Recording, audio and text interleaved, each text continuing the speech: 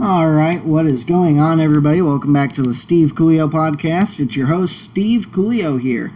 And if you may follow my Instagram, you'll probably see that earlier I made some key political endorsements, such as my pretty notable endorsement of James Fishback for governor of Florida.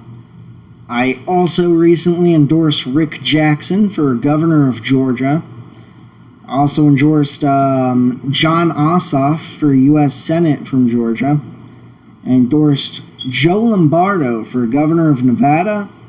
And Vivek Ramaswamy for governor of Ohio. And many of you are like, all right. You're a conservative. You run a conservative podcast. And you just said you endorsed Jon Ossoff. Why did you endorse a Democrat? And to those of you who are wondering, I am glad you asked. Now, the decision whether or not to make that endorsement was a very difficult decision for me. And I, in the end, decided to endorse Jon Ossoff, the Democratic nominee for U.S. Senate. And I'm going to explain why. I didn't endorse him because I agree with his policies. I endorsed him to send a message to Georgia's Republican establishment. I endorsed him because the Republican nominee for Senate, Mike Collins, who is currently a member of the U.S. House of Representatives, is currently in trouble and under an ethics investigation for mishandling millions of dollars in U.S. taxpayer funds. Now, any real conservative would know that is not something we take lightly, because we really oppose stiff taxation in the first place. We are already getting overtaxed by the establishment.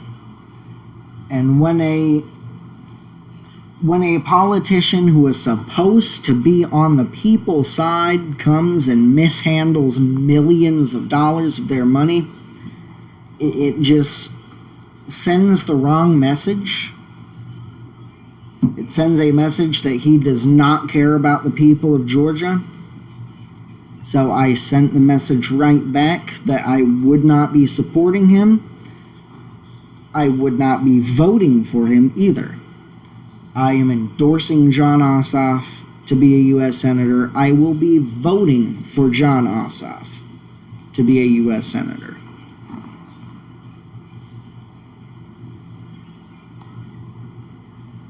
Now, many of you may remember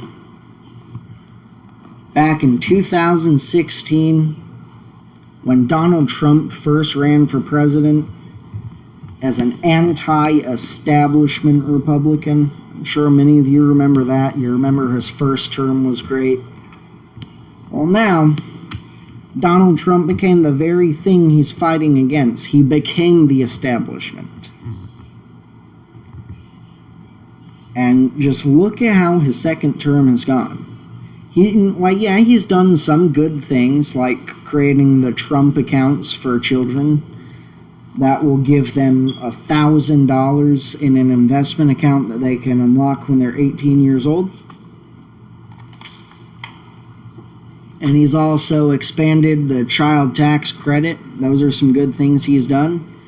But at the same time, he broke several key campaign promises that got him elected. And I know a lot of the MAGA base, a lot of what they care about is deportation. But he broke a lot of his other promises, such as no new wars. That was one of the big ones that got him elected.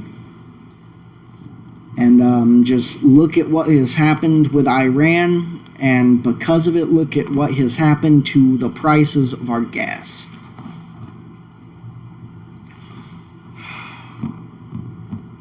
I am trying to send a message to the Republican establishment that we are tired. We are sick and tired of being ripped off. We are sick and tired of being scammed. We're sick and tired of being lied to. We just want people in positions of power who will tell the truth, who will do what they are elected to do. And one good thing about James Fishback, and one main reason that I have endorsed him to be governor of Florida, is because he signed a legally binding agreement that if he broke any of his campaign promises, he would not run for re-election. And it has been deemed to be upholdable in court, and if he tried to, after breaking any campaign promise, they would remove him from the ballot. They would bar him from running. Now, anti-establishment America First candidates like James Fishback are what this party needs now more than ever.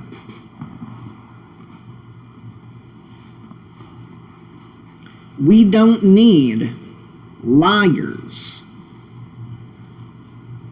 who will take our tax dollars, ship them all off to Israel. We do not need any of that whatsoever.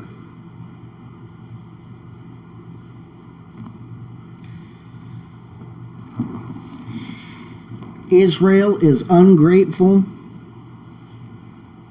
All they care about is our tax dollars being sent to them.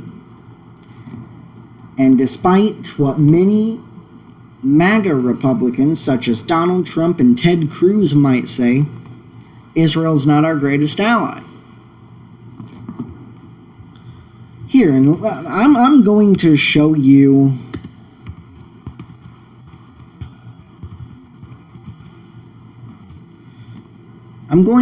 this is the main reason why Israel is not our greatest ally.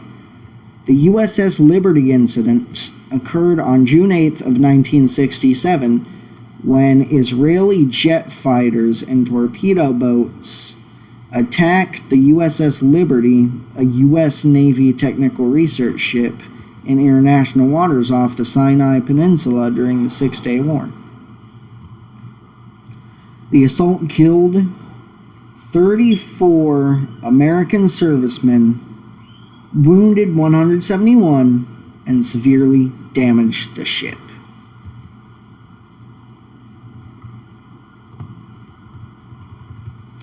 The crew was flying a clear American flag and visibility was calm and clear.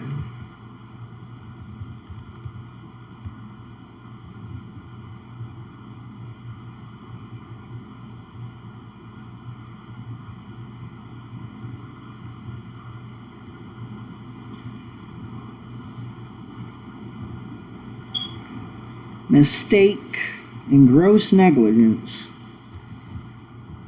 I would believe gross negligence. I would not believe mistake, because as you see up here, the USS Liberty was flying a clear American flag. Visibility was calm and clear, so they could have clearly seen, hey, this is an American ship.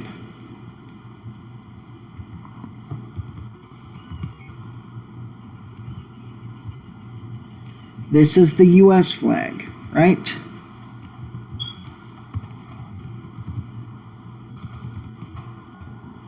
This is the flag of Egypt.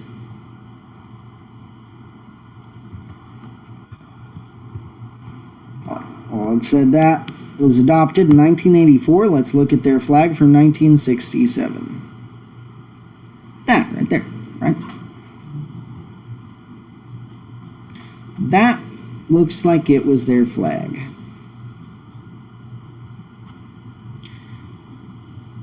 So my question to you is, how does this look at all or anywhere similar to this? It doesn't, right? That argument falls apart the second you look at it.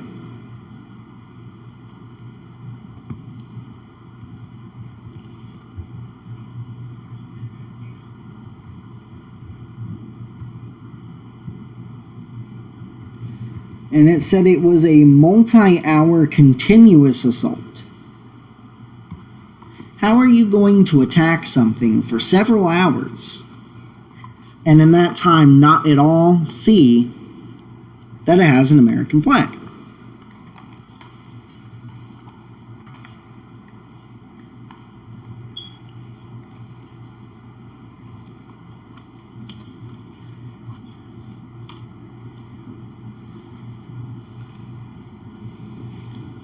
Now, the second you shine a light to Israel's defense, it falls apart. You know the American flags that they fly on warships are fucking huge. And at the altitude that you would have to get low enough down to drop a torpedo to blow up a ship, you would clearly be able to see that flag for quite a few miles.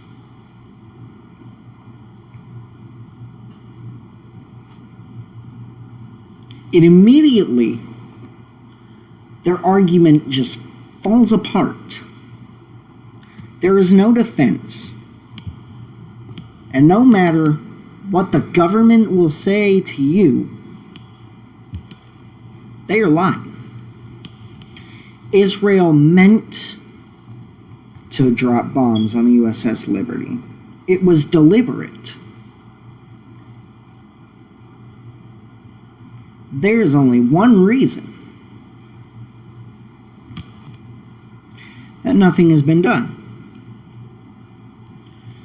And it is because Israel had information on our politicians that they didn't want getting out.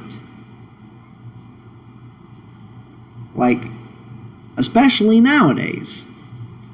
Although some of it has been uncovered by the Department of Justice and displayed in the Epstein files, such as Bill Clinton, Hillary Clinton, and Donald Trump's ties to Jeffrey Epstein.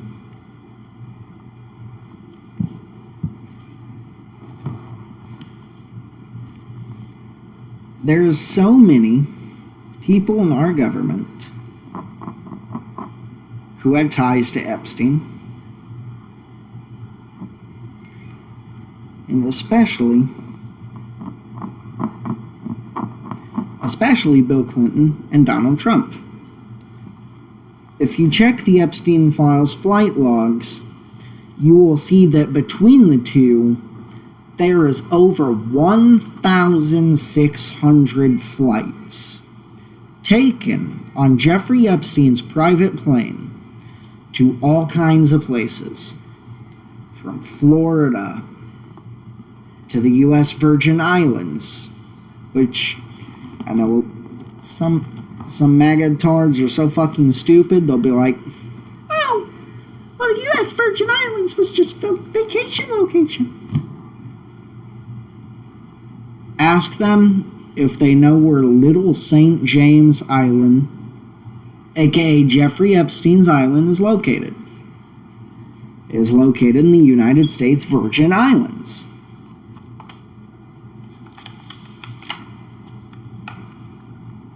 They took flights to Europe, they took flights to Africa, but more than anything, they took flights to Florida, New Mexico, New York, and Epstein Island.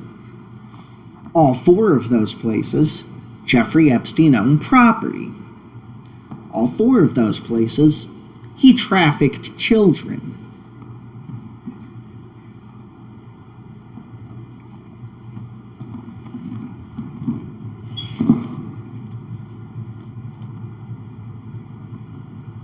And yeah, for years our government has been involved in a lot of shady shit.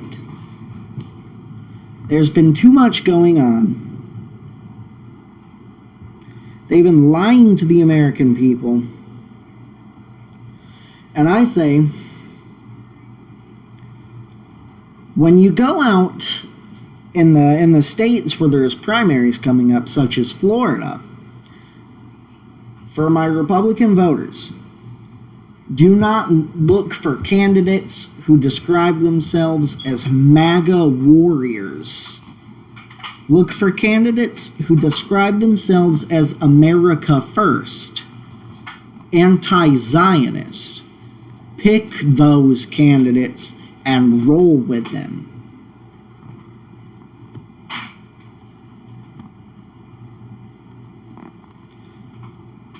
But anyway, there's more to be discussed, and I will discuss more in later episodes. But there's a few more things I want to let you guys know of before I end the podcast. So, number one is, I know y'all have seen all my recent political endorsements. If not, go check my Instagram at RealSteveCoolio. And you'll see one of my most notable endorsements is of James Fishback for governor of Florida. He has the best vision to lead forward the people of Florida. He wants to ban AI data centers. He wants to ban construction projects that will build over national parks like the Everglades that are being proposed by Byron Donalds. And he wants to ban flock cameras. He wants to ban H-1B and keep American jobs American. You don't want all these call center jobs going to the Indians. What's up? I'm sorry. I'm out of control. And but yeah, my biggest thing is he wants to fucking stop those flock cameras that already there are documented cases of them being abused to stalk women, to find out where they live. Women have already been raped because of these flock cameras. And I, honest to God, think every one of them should be ripped out of the ground and smashed. But I have invited James Fishback to speak on my podcast. I will update you when he gives an answer. But for now, I want to remind you all to stay positive, stay cool, and stay informed. Steve Coolio out.